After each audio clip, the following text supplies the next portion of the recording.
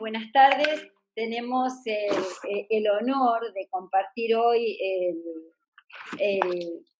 la tarde, esta charla con el doctor Fabián Salvioli, gran amigo, ex alumno de la Facultad de Derecho de La Plata. Además es abogado, magíster en Relaciones Internacionales por la Universidad Nacional de La Plata, doctor en Ciencias Jurídicas, director del Instituto de Derechos Humanos de la Facultad, de la carrera de posgrado de maestría en Derechos Humanos, miembro del Comité de Derechos Humanos de las Naciones Unidas en el periodo 2009-2010, vicepresidente del Comité de Derechos Humanos durante el 2011-2012, relator de seguimiento de observaciones finales del comité durante el periodo 2013-2014, presidente del Comité de Derechos Humanos, también de las Naciones Unidas, 2015-2016, profesor titular de Derecho Internacional Público, también en nuestra carrera, además profesor de Sistemas Internacionales de Protección de Derechos Humanos y dicta también conferencias por todo el mundo, América, Europa. Es muy difícil, si no hubiera sido por la pandemia, que estés en la Ciudad de La Plata y pudiendo tener esta charla. Así que sumamente agradecida, Fabián. Sos un referente mundial en el tema de derechos humanos y fue muy difícil elegir entre tantas personas reconocidas alguien que pudiera compartir con nosotros unos minutos para que los alumnos de la cátedra de Derecho Procesal 2 pudieran interiorizarse en primera persona de uno de sus miembros más conspicuos. Así que mi total agradecimiento. No, la idea el agradecido, déjame que diga, el por agradecido favor. soy yo, le mando un abrazo muy grande a tus alumnos, a tus alumnas. Yo soy parte de la familia de la facultad, digamos, desde hace ya más de 30 años que estoy adentro de la facultad y por supuesto vos sos una de las profesoras más respetadas a nivel profesional y a nivel humano, digamos, por mí, así que yo más que honorado de estar, más que honrado de estar con vos allí. No, muchísimas gracias a vos, Fabián. Bueno, vos sabés que desde el programa de Procesal 2, nosotros tenemos que ver todos los sistemas internacionales. Nosotros hablamos a nivel internacional, los Tribunal de Justicia Internacional de las Naciones Unidas y vimos también los tres sistemas regionales. Específicamente el que a nosotros nos incumbe, que es el americano, integrado por la Comisión y la Corte.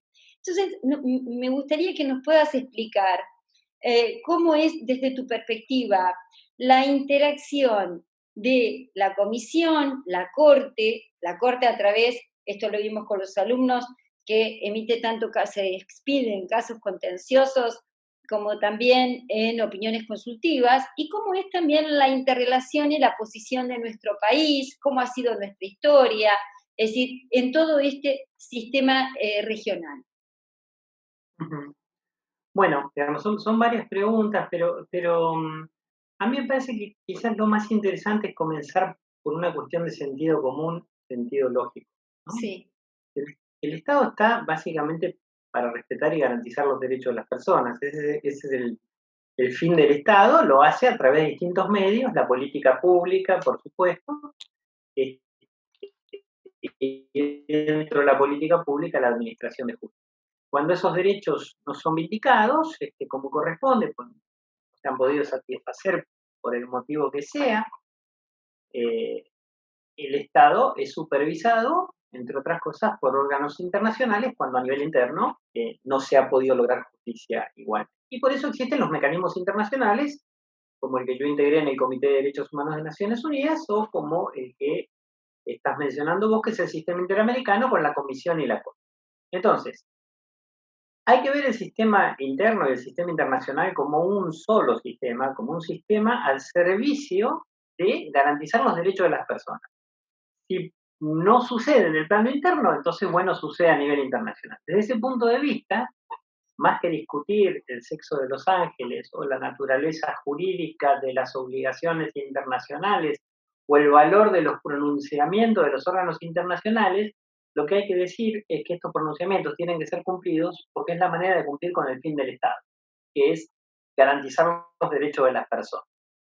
Ahora bien, esto entonces por una cuestión de sentido común. Cuando un Estado decide no cumplir lo que dicen los órganos internacionales, en realidad lo que está diciendo es, yo no quiero garantizar derechos humanos, y eso es trágico, es tremendo en cualquier lugar del mundo. De allí que los países que realmente actúan de manera democrática cumplen con estas decisiones, que emiten órganos de diferente tipo. Entonces, ahora, si nos ponemos en más formalistas en relación a las decisiones de la Corte Interamericana de Derechos Humanos, no hay ninguna duda, sus sentencias son vinculantes, y son vinculantes no porque lo digo yo, son vinculantes porque lo dice el Pacto de San José de Costa Rica en su articulado, y porque el Estado es quien negoció, firmó y ratificó ese pacto y lo incorporó a la Constitución Nacional. No sé qué otro argumento habría que añadir para decir de que las decisiones de la Corte Interamericana son efectivamente vinculantes. Y en relación a las decisiones de la Comisión Interamericana, e incluso de los órganos de Naciones Unidas, como los comités, hay dos cosas que a mí me parece que son fundamentales para señalar que son vinculantes.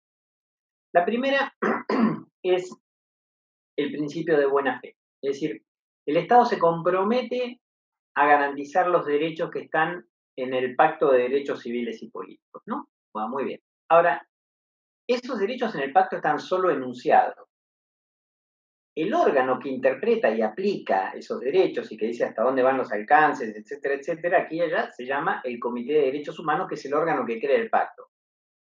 Si cada Estado decidiera cumplir, no con lo que dice el comité, sino lo que a cada Estado le parece, entonces el sentido de universalidad de los derechos humanos va a parar a los tomates y, naturalmente, no hay posibilidad de uniformar la protección de derechos humanos. Entonces, cumplir efectivamente con lo que dicen esos tratados es cumplir con lo que dicen los órganos internacionales. Pero además, otra vez yendo a nuestra Constitución Nacional, cuando el artículo 75, inciso 22 dice, en las condiciones de su vigencia, las condiciones de vigencia de esos instrumentos son las condiciones que ponen los órganos internacionales a través de su interpretación y acción. Entonces, por estas vías también, me parece, son algunos de los argumentos que se pueden esgrimir efectivamente en el sentido de que los pronunciamientos de estos órganos internacionales son vinculantes.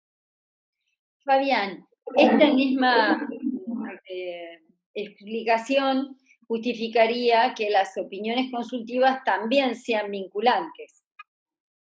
Y, mira, yo eso lo cuento de esta manera, porque también las opiniones consultivas son en el sistema interamericano lo que las observaciones generales son en el sistema universal, ¿no? Digamos, esas interpretaciones generales de derecho. Entonces, yo sé que incluso hasta la propia Corte Interamericana ha dicho que no son vinculantes sus opiniones consultivas, pero es una tontería que la Corte diga eso. Y voy a explicar por qué.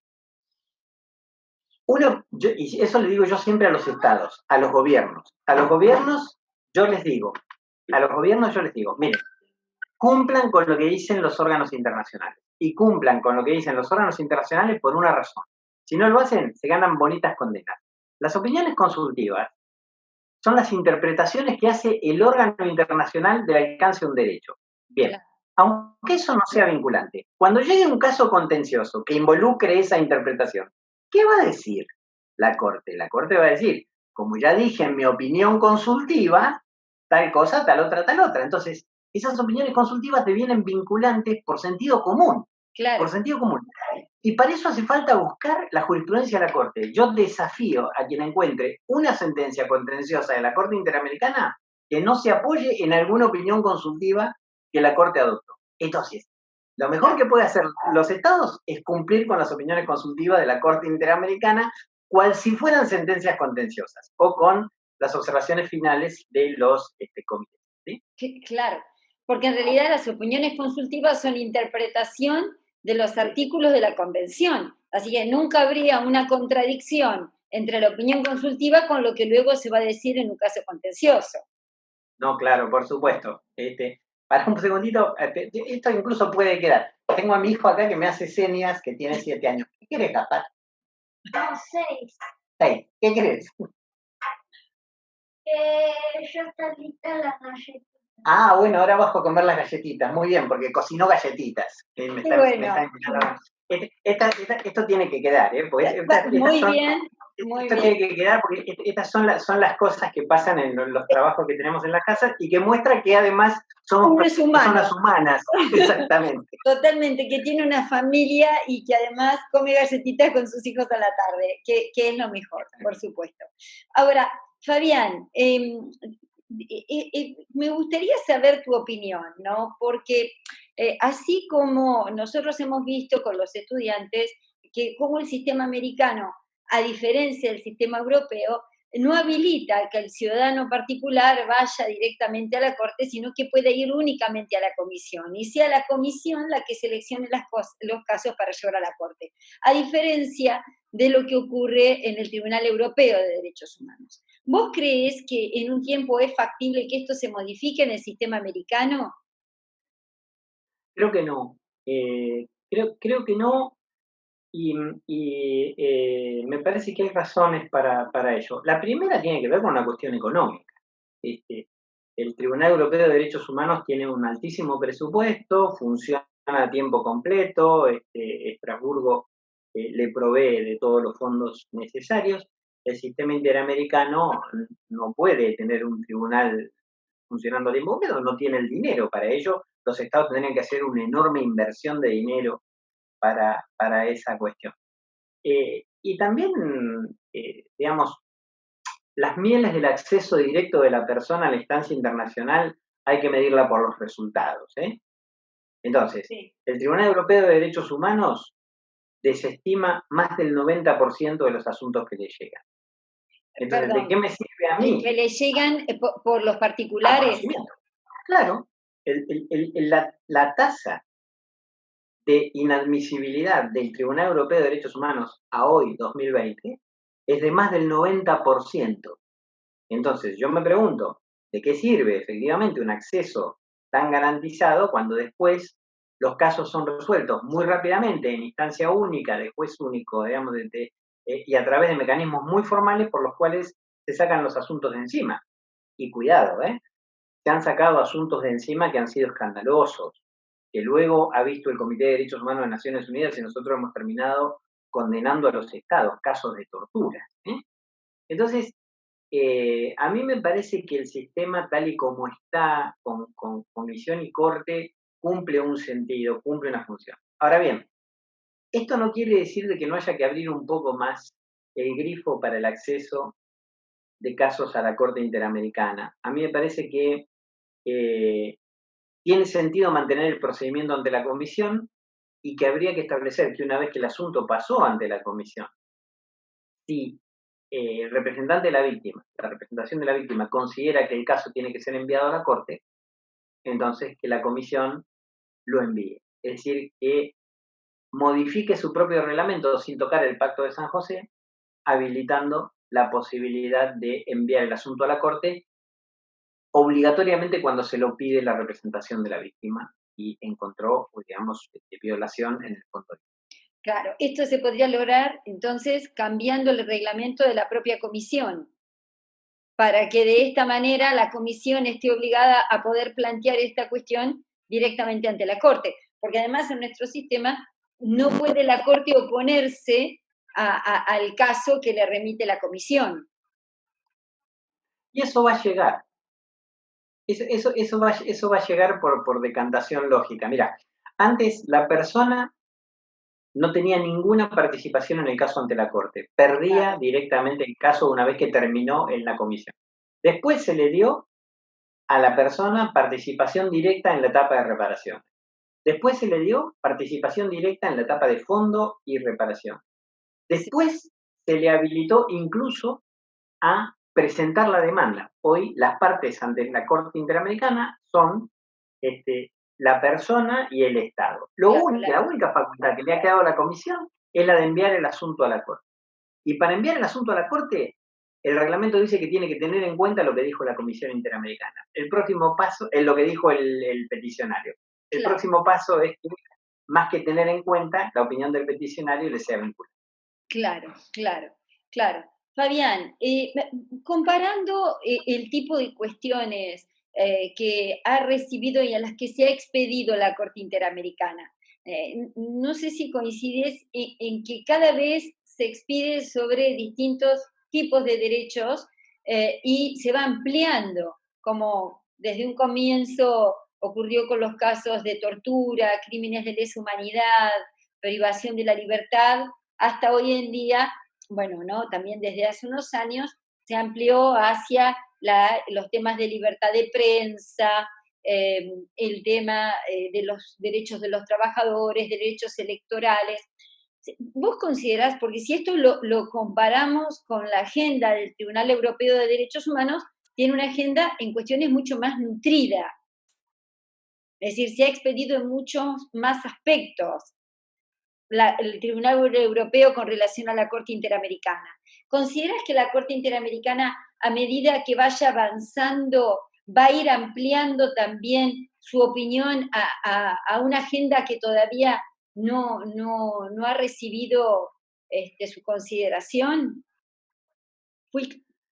Yo creo que hoy la Corte Interamericana ya tiene una enorme diversidad de interpretación y aplicación de derechos, como vos estás indicando. Incluso la última jurisprudencia de la Corte ha hecho un avance impresionante en materia de derechos económicos, sociales y culturales, Sí. cosa que el Tribunal Europeo no ha hecho, digamos. Entonces, a mí me parece que hay un avance muy importante en el espectro de asuntos que conoce la Corte Interamericana. La Corte Interamericana se estuvo europeizando, digamos, a partir de la apertura de casos a cuestiones ya no de tortura, desaparición forzada, como fueron los primeros asuntos, y la Corte Europea se estuvo interamericanizando, digamos, porque la llegada al sistema europeo de Rusia y otros países, digamos, cuando fue la incorporación de la Federación Rusa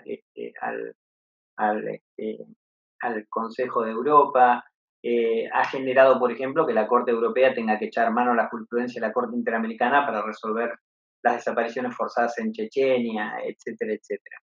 Y una cosa importante que tiene la Corte Interamericana, me parece, en relación a la Corte Europea, es que no aplica la doctrina del margen de apreciación. Entonces, lo que resuelve la Corte Interamericana es para todos los estados.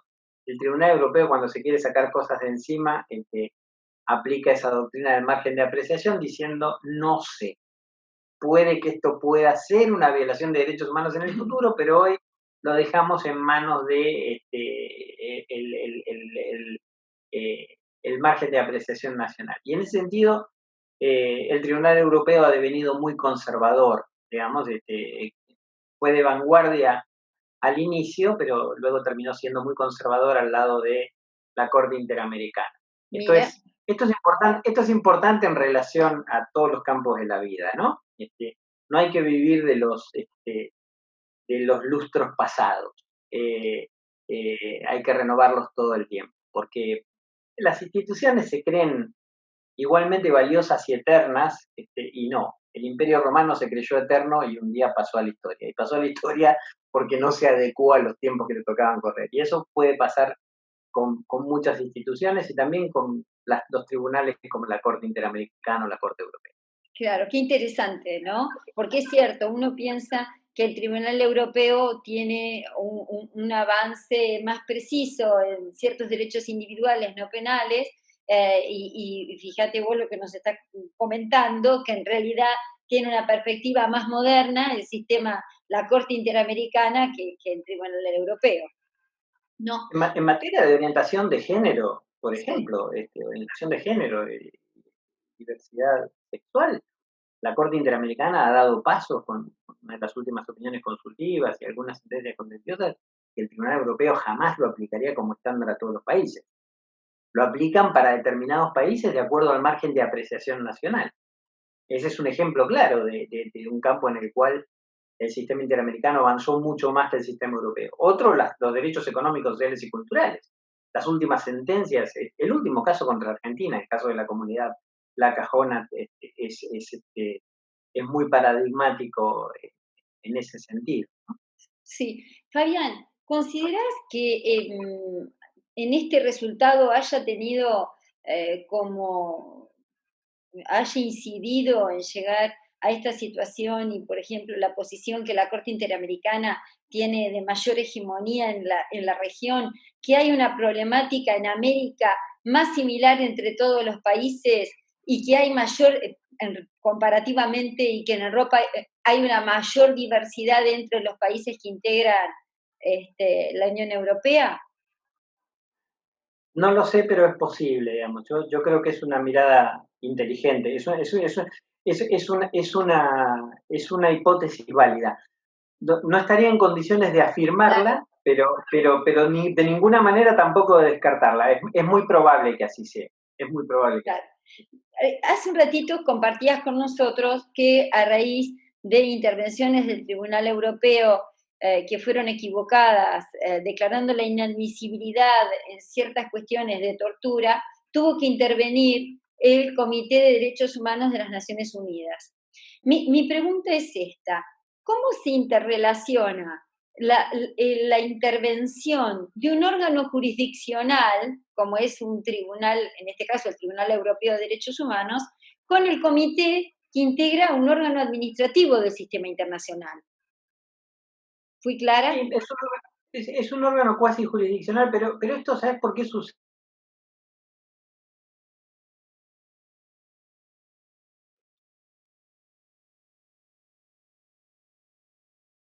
Y llegó el primer caso para resolver, que era un caso contra la República Checa.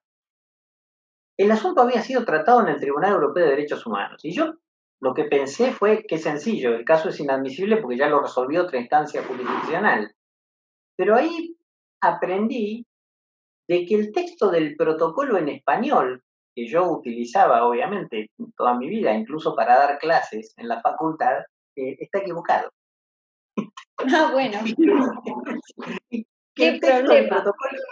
el texto del protocolo en inglés es diferente y el texto del protocolo en inglés dice que no se puede someter un caso al tribunal, al Comité de Derechos Humanos, cuando el asunto esté bajo conocimiento de otra instancia internacional, no cuando el asunto haya sido conocido por otra instancia internacional. Entonces, si un asunto ya no está bajo conocimiento de otra instancia internacional, se puede presentar al Comité de Derechos Humanos y se puede resolver.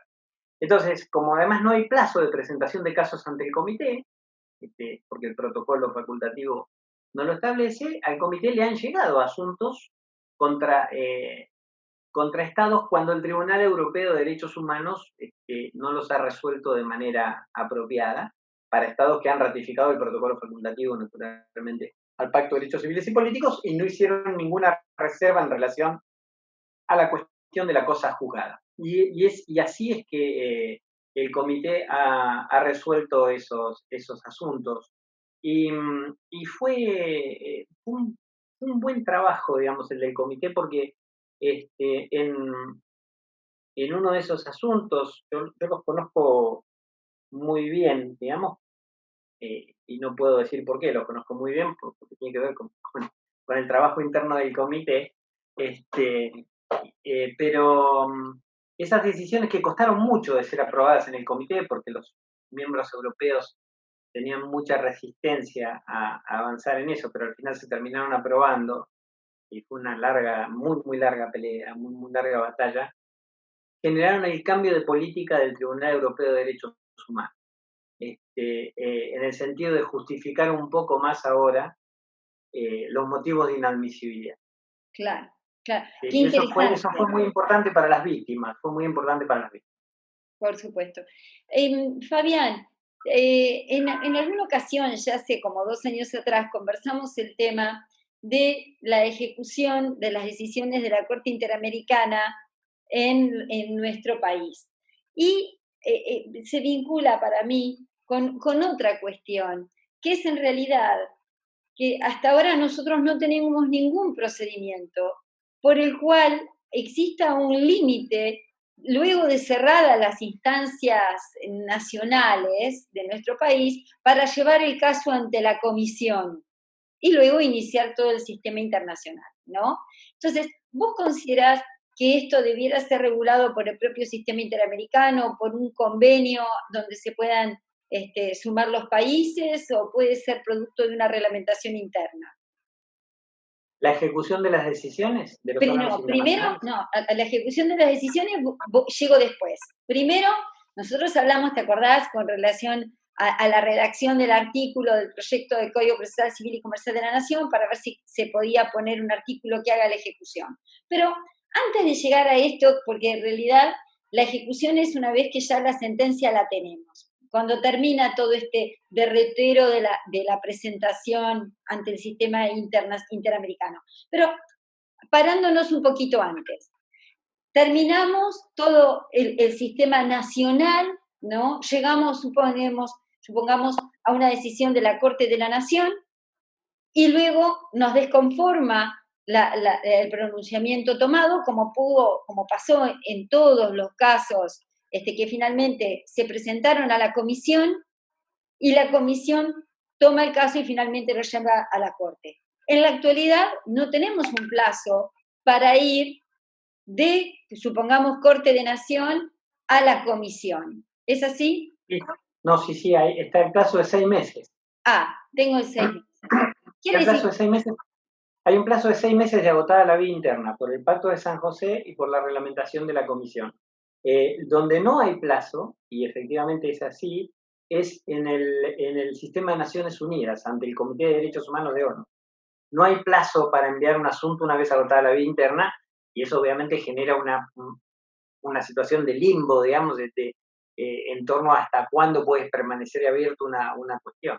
Claro. Y ahora, culminado todo el sistema interamericano, llegamos a la sentencia de la Corte Interamericana que se tiene que ejecutar en nuestro país, ¿no? ¿Cómo pensás que puede ser el mecanismo? Porque de hecho se cumple. Es decir, nuestro país ha sido condenado en varios casos. Según tengo entendido, el primero que nos condenó es en el caso Cantos. Esa fue la primera condena. Nosotros siempre tuvimos soluciones amistosas, productos de la intervención en la comisión, ¿no es así? Y siempre se ha dado un cumplimiento, un sistema de ejecución. ¿Vos considerás, Fabián, que tendría que estar previsto en una ley procesal local cómo se tiene que cumplir o cómo? Yo creo que sí, yo creo que efectivamente debería estar previsto, porque si no, siempre queda a la buena de Dios, ¿no? Es decir, a la buena voluntad efectivamente de los órganos del Estado y bueno, esto varía en función de los distintos gobiernos, digamos, y esto no debería ser una cuestión de buena voluntad de los gobiernos, son obligaciones efectivamente de los estados.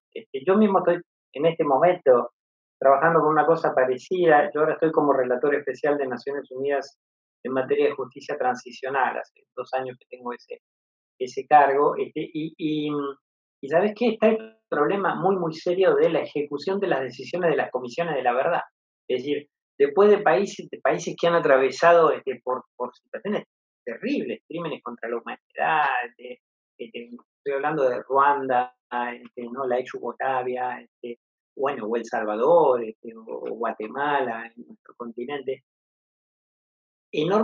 o Gambia en este momento, enormes esfuerzos que se han hecho en establecer mecanismos de establecimiento de comisiones de verdad, determinación de reparaciones, y vos ves que 15, 20 años después, 30 años después, las víctimas siguen sin recibir las reparaciones porque los estados no han puesto en marcha. Y eso para mí es una revictimización y es una revictimización inaceptable, digamos. Yo creo que los estados tienen que establecer mecanismos de ejecución de las decisiones internacionales y esa es una responsabilidad de los estados. Muchas veces se le echa la culpa al derecho internacional, pero el derecho internacional no hace milagros. Bastante que los órganos internacionales hacen su tarea, digamos. Los estados son los que tienen que hacer eso y los ciudadanos y ciudadanas del país deberían condenar a los estados a través del voto, a los gobiernos, que no cumplen con las obligaciones internacionales respecto de los derechos de las personas. Por supuesto. Sería el mecanismo más eficaz Sí, para cumplir la totalmente. decisión. Por eso me parece que desde la facultad misma los futuros abogados se tienen que ir informando en una concientización profunda en el cumplimiento de los derechos humanos. A través de los juicios se pueden respetar incluso o no. Yo siempre, siempre digo en la facultad, yo ahora estoy a cargo de la cátedra de Derechos Humanos en la facultad, digamos, ya dejé la cátedra internacional después de haber sido titular 20 años allí.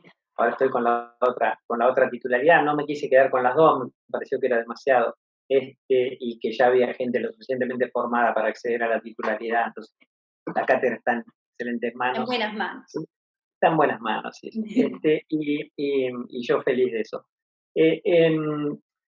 Yo siempre digo a quienes estudian la carrera que todas y todos serán abogados de derechos humanos, aunque nunca mencionen la palabra o el término derechos humanos en sus expresiones. Y que no formarse en derechos humanos, no aprender lo que dicen los tratados internacionales, les va a privar de mecanismos de ejercicio de la profesión enormemente. Se va a llegar a un muy mal profesional, una muy mala profesional que no maneja efectivamente estas cosas. Brindan herramientas para vindicar derechos en todo tipo de juicio, civil, laboral, penal, contencioso, etcétera, etcétera, el que sea. Vos de hecho lo sabés muy bien, sos especialista en esta materia, efectivamente, y sabés cómo el derecho civil se ha visto influenciado, atravesado por estas cuestiones de derechos humanos. Es mucho el sesgo que tenemos todavía de, bueno, los derechos humanos vinculados a la desaparición forzada de personas, la tortura, y por supuesto, claro que está íntimamente vinculado a eso, pero es muchísimo más, es muchísimo más. Para mí son la herramienta imprescindible para hacer justicia. Quien no esté dispuesto a aprender derechos humanos, casi mejor que estudie otra cosa. Sí, coincido plenamente. En realidad recuerdo unas palabras del doctor Sergio García Ramírez, expresidente de la Corte Interamericana, que decía que los derechos humanos tienen que nacer en la tierra fértil de cada uno de los países y que el sistema internacional solo debiera quedar reservado para aquellos casos que ojalá fueran excepcionales en los que estos no se hubieran cumplido. Si cada país cumpliera con su función y simplemente es la aplicación concreta, efectiva de sus propias normas, se lograría concretar estos derechos que son esenciales a todas las personas. Para eso tiene que ayudar el proceso, bueno, y la idea es que puedan aprender derecho procesal con este sentido, con un sentido ético, porque si no sería solo una forma sin sentido, no tendría ningún respaldo sustancial que lo pueda llevar a buen puerto. Es decir, sería la forma por la forma misma. Por supuesto, mira, yo cuando entré a estudiar Derecho a la facultad, inicios, empezaba la década de los 80, no tenía mucha idea de derecho, pero sí tenía un sentimiento fuerte de justicia. Yo quería estudiar Derecho por la voluntad de hacer justicia. Yo no encontré nada que se parezca más a la justicia que los derechos. Sí. En todo el campo del derecho. Sí. Fabián, si puede ser para concluir, una pequeña reflexión sobre un fallo ya del 14 de febrero del 2017 de Corte de Nación, Ministerio de Relaciones Exteriores. En su momento fue muy comentado, nosotros se lo damos también a los estudiantes para leer, porque en realidad se vio como un paso atrás por parte de la doctrina de lo que es el acatamiento a la opinión de la Corte Interamericana que tradicionalmente nuestro país había tenido. ¿Vos considerás que esto es así? ¿Fue así? El caso Fontevecchia. Claro. Sí, fue una vergüenza la decisión de la Corte Suprema. La verdad que si un estudiante mío de Derecho Internacional fundamentara de esa manera, se sacaría un 0.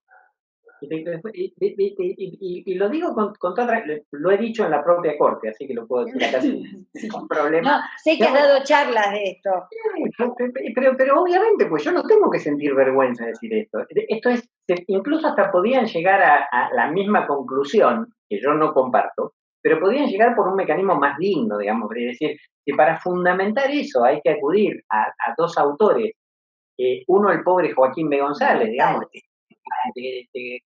con doctrina previa a la aprobación del Pacto de San José de Costa Rica, y otro el pobre Saavedra Lamas, que se murió antes de que el Pacto de San José de Costa Rica se adoptara, digamos, y esas son las maneras de justificar la aplicación del Pacto de San José de Costa Rica. Bueno, hubo mucha pobreza en ese sentido. La audiencia de supervisión que hubo en Costa Rica del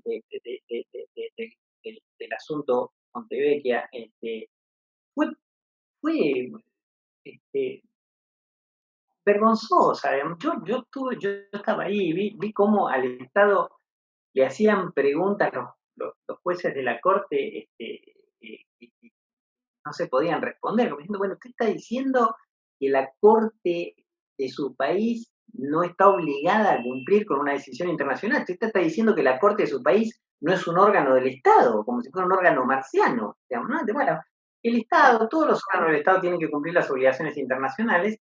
La Corte dijo eso, a mi juicio, porque preparó un escenario político que después no se dio por otro tipo de asuntos que le podían llegar. La Corte no debería hacer esas cosas, digamos. Bueno, igual no repitió la posición. No, lógico, pero lógico. Ahora la decisión esta la mete abajo de la alfombra, porque además, lo peor de todo es que la ejecución del fallo Fontevecchia no le costaba nada a la Corte, porque si uno dijera que esto le implicaba una modificación, no le costaba nada, lo dijeron por otras cosas que podían llegar en el futuro, y esas son especulaciones que no debe hacer un tribunal. Quienes integran un tribunal tienen que ser personas efectivamente independientes, incorruptibles, digamos, y a prueba de todo. Y además, quienes integran la Corte de la Nación ganan mucho dinero. Entonces, tienen que actuar conforme a las responsabilidades y a los beneficios que tienen, que están muy bien, pero yo exijo entonces cumplimiento a la altura de las circunstancias. Así es. Creo que va más allá de la remuneración. Es un tema de integrar ese tribunal o cualquier otro. Es decir, es una distinción y que por lo tanto tiene que ser ejercido con responsabilidad. Cualquier función. Tenés tanta razón en lo que decís, porque imaginemos, por ejemplo, cuál es la enseñanza de esa decisión de la Corte. La enseñanza de esa decisión de la Corte es que mañana, por ejemplo, el Parlamento podría decir, yo también soy un órgano que no está vinculado por lo que dicen la Corte Interamericana de Derechos Humanos. Entonces yo mañana legislo quitando el matrimonio igualitario. Claro. ¿No? No. Claro. O sea, el Estado, cuando el Estado se obliga a cumplir con las obligaciones internacionales, es todo el Estado. Sí, y además tiene que hacerlo. Claro, o en una interpretación progresiva también. Fabián, obvio. La verdad que no tengo más que agradecerte el tiempo que nos dedicaste, la claridad de tu exposición. Siempre es un lujo escucharte y siempre aprendemos. Así que muchísimas gracias y por todo lo que con generosidad compartiste con nosotros. No, el agradecido otra vez soy yo. Hoy dije honorado, se me mezcló el francés, digamos, ¿no? Honoré, el honrado soy yo, digamos, y yo te felicito a vos integrás una cátedra extraordinaria, con una historia sí, muy importante en la facultad, de personas que han privilegiado y puesto a la Facultad de Derecho de la Universidad de La Plata en el primer plano a nivel mundial. Vos llevas muy dignamente ese espacio como titular de la cátedra, y yo, ¿qué más puedo pedir de poder participar un poquito allí? No, para nosotros, muchísimas gracias. Un abrazo para todos y todas. Muchas gracias.